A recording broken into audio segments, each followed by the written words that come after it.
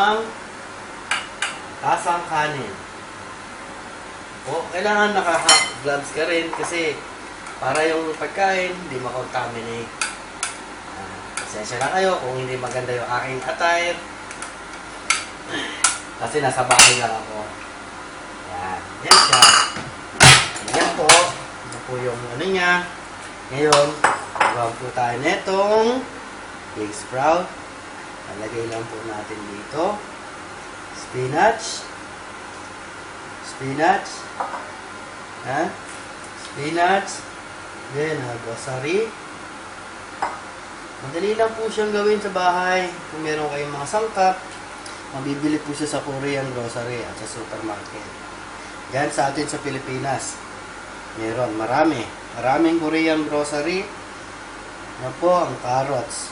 Ngayon, kompleto na po siya.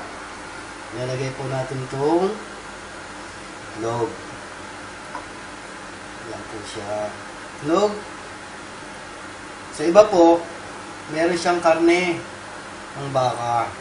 Itong sa akin, ang tawag dito is yache bibimbap. Yache bibimbap. Tapos, lalagyan po natin siya ng sesame oil.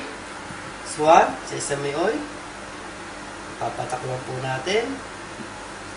Then, saka po netong sesame seed. Sesame seed. Kunti lang po para hindi naman masyado at lalagyan po natin siya ng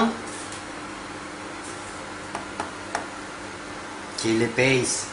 Ito po yung pinaka-importante kasi siya yung magpapalasa sa pagkain nyo. Tapos na po ang aking bibimbap.